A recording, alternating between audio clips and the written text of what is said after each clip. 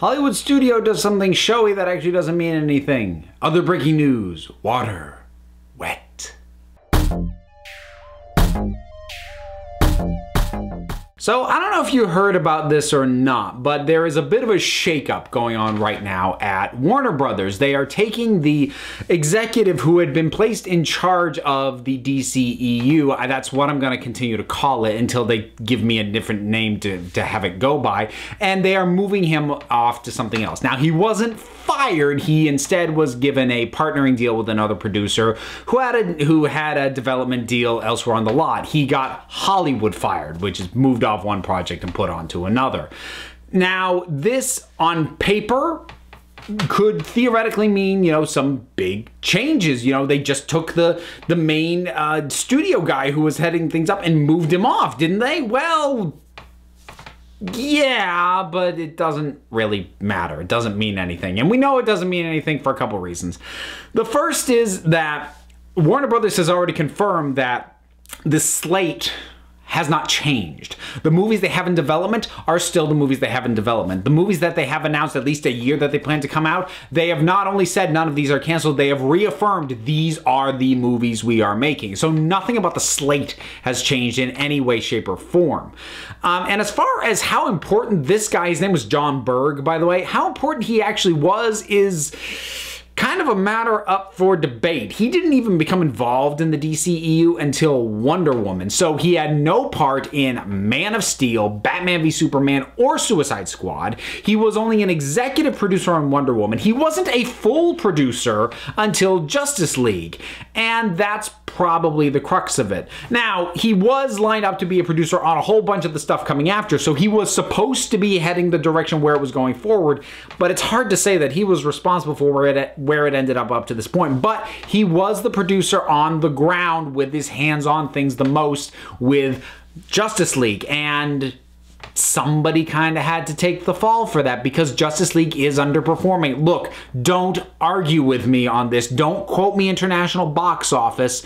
No matter what the raw number is, it took this movie almost 2 weeks to make as much money as Batman v Superman made in its opening weekend. For how big a name Justice League is and for how much money they spent on it, it is underperforming to those expectations. That is not up for debate. And really, this is a move being done to placate investors. It's something that Warner Brothers can do to make it seem like they are taking charge and addressing the problem when really they've done nothing. They took a guy who was only just recently started to oversee things and didn't steer the whole thing to where it got to right now off it and put him somewhere else, and they haven't named a replacement. Now that, if and when a replacement does get named, that might actually make a difference because that might give us more of an indication as to, you know, who they hire, who they bring on to head this up. Hey, you know what? There's a whole bunch of Fox executives who might be looking for a job soon. The announcement for the Disney Fox deal is supposed to come out tomorrow. But in addition to that, the other possibility that's mentioned in the Variety article that broke this story is that Warner Brothers might actually just take the DC film division under the main Warner Brothers studio umbrella and handle everything directly.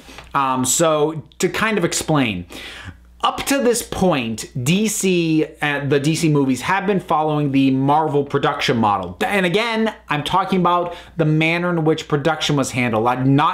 I understand they were handling things differently. Don't give me the DC does it different.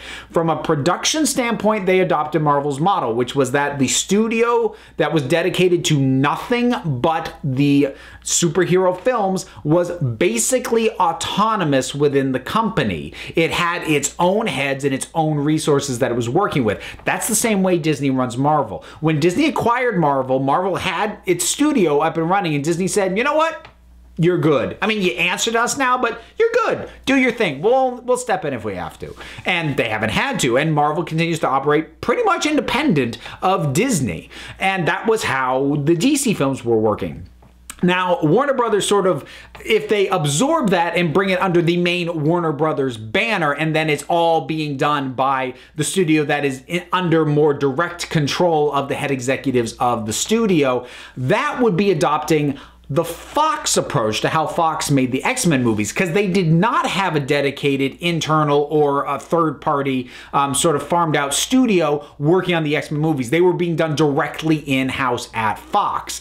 And this is not a huge surprise, but kind of interesting all the same, because it basically, what it feels like Warner Brothers is going, okay, we were using this one business model and that didn't work, let's try the other one. Because really, up to this point, if you're talking about continually produced and maintained superhero franchises, there's really only two to go on that you would want to emulate, because you don't want to emulate Spider-Man. They're on their third reboot. So, I mean, there's Fox, who did everything in-house, and there's Marvel and Disney, who had a dedicated smaller studio. And Warner Brothers tried one, didn't work, now they're going to try the other.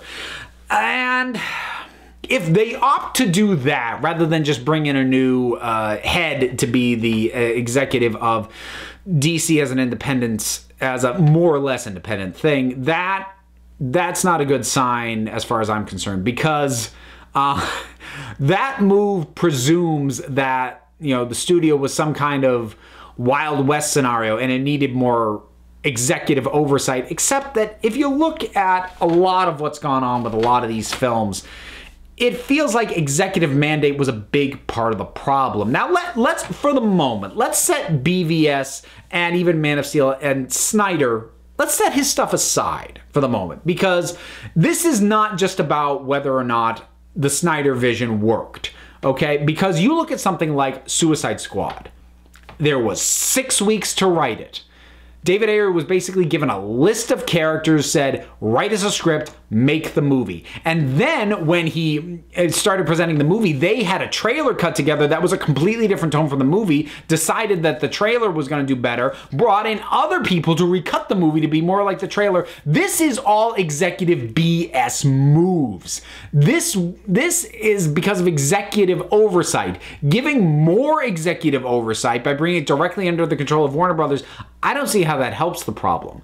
It wasn't that they needed more executive oversight. They needed better executive oversight. They needed Kevin Feige is what they need. And, you know, when I cite Kevin Feige, I'm not just saying they need someone to literally replicate Marvel's model in terms of tone and everything else. I mean, they need somebody who not only knows how to manage a movie studio, but cares about these properties. Because so far as I can tell, most of the executives they put on these things, this is just the job they've gone assigned to. I don't know a lot about John Berg, but he's a relatively young guy as far as executives go. And he hasn't been doing this for all that long. He's actually got more credits on his IMDb listing for announced projects he's supposed to be producing than ones he's actually completed up to this point. He is a young, up-and-coming guy who is getting thrown under the bus to make it look like they're doing something. And like I said, to placate investors, because they really need to do that at this point.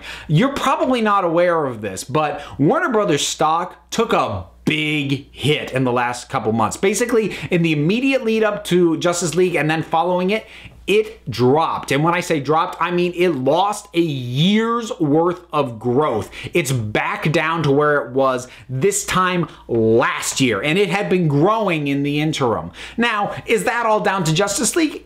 No, probably not. There's probably other factors involved in that. But you have to imagine Justice League underperforming has to be a big factor, because Justice League underperforming is about more than just Justice League, because that puts into question everything that is DC related that's supposed to come out after. And I don't mean puts into question like, will they make it? Yes, they'll still make it. They want to make money off this. And in their mind, if they have these properties and they're not producing something, then they're leaving money on the table. But it does bring into question what kind of return they can expect to see from that. And that makes investors nervous. And when investors get nervous, studios get panicky and do weird, showy, stupid stuff. So why do I even feel the need to talk about this? I suppose it's because I don't want anybody... I don't enjoy taking hope away from people. I know I'm a grumpy, cynical bastard. I accept that, but I get very sad when I see people clinging to hope that doesn't have anything behind it. It literally is just hope, and there's no foundation. And look, if you like the DC movies, or if you are crossing your fingers for them to get better, or whatever your stake in them is, you can't look at this move and go, oh, this means everything's going to get better. No, it doesn't. They did a minor reshuffle for show, and they're not changing the slate, and they're not changing any of the directors or anything else. So, look, Warner Brothers, you want a recommendation? Because I know you don't listen. Why would you? But I'll give you one anyway, for free. You can have it.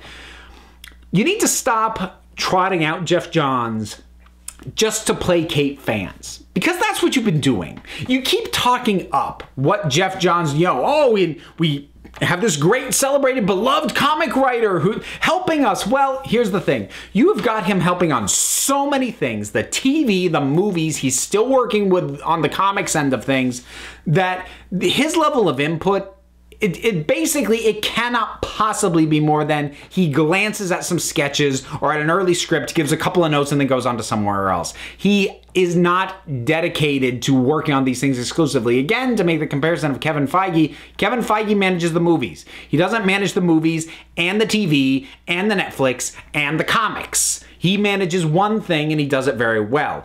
Now, could Geoff Johns actually manage the movies by himself if you gave him more direct control?